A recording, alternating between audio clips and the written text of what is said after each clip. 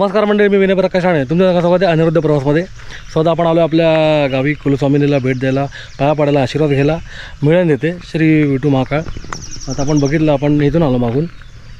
Okay, हा रस्ता होतो गावात. आणि आता इकडे बघाल तर बघा इथे बोर्ड लावला आहे, श्रीदेवी विठू महाकाली देवस्थान ट्रस्ट मिळण.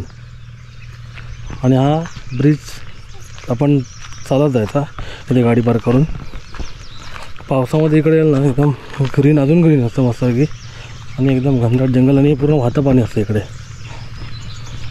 हे बघा, आता स्थिर आहे पाणी, स्थिर पाणी. आता पावसामध्ये बघाल तर पूर्ण एकदम कंटिन्यू वाहतं पाणी असतं इथे. आता आपण ते मंदिर आहे समोर, मंदिरात जाऊन ना कोण आहे का बघूया. आता इथून हे मंदिर,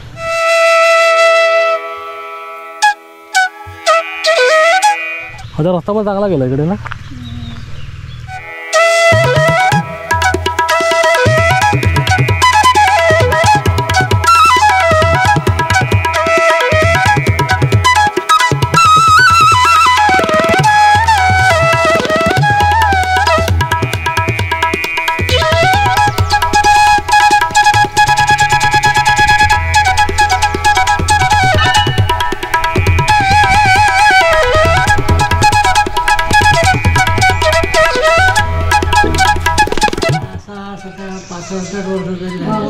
नवीन बांधला तेव्हा.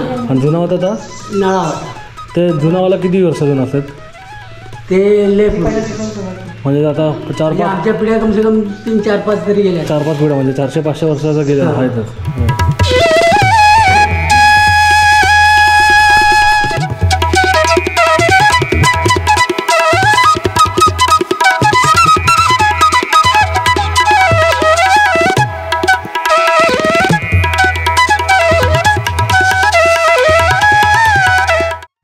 आजूबाजूला बघायला तर सगळा जंगलचा परिसर आहे, एकदम शांत आहे. आणि एकदम म्हणजे बोलतात ना सुरक्षित जागा वाटतं ना, एकदम शांत वाटतं इथे मस्त. आणि आता इकडे वॉशरूम पण बांधलं आहे आणि बरंच वर्ष जुनं आहे. आणि आता रिनोव्हेशन पण झालेलं मध्यंतरी.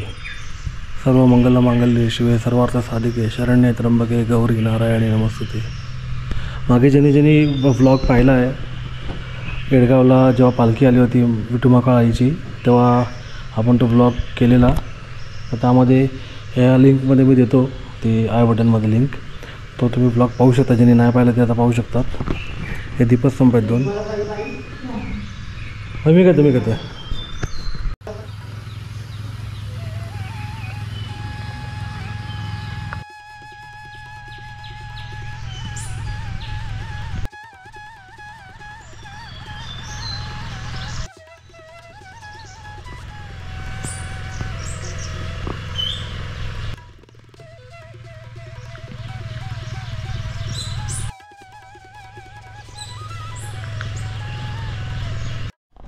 बघा. इथे समोर ते झाडं दिसतात 4 चाफ्याची. तिकडे ते मांडावरती देव असतात, ते होळी दिवशी, होळीला शिमग्याला त्या मांडावरती तिथे आपण बघू. आपण गाडी जेव्हा इथे पार्किंग करतो आतमध्ये. आणि समोर ती 4 झाडं आहेत ना तिथे, ती बघा तिथे ती 4 झाडं आहेत ना, ती 4 झाडं तिथे मांडावरती देव असतात तिथे.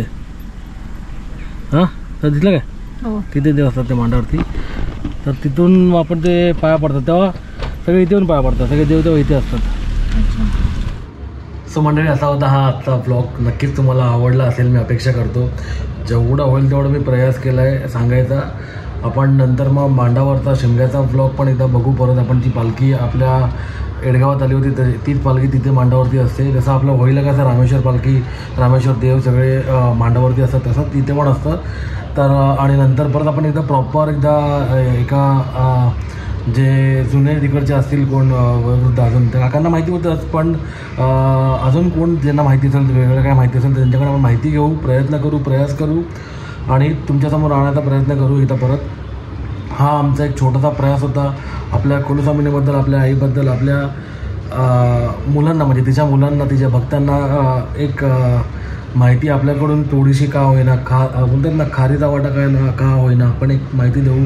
ज्यांना जमत नसेल तर त्यांना पाया पडायला ते येऊ शकतात. तिथे श्री विठू महाकाली देवी प्रसन्न हे मंदिर मिळणला आहे.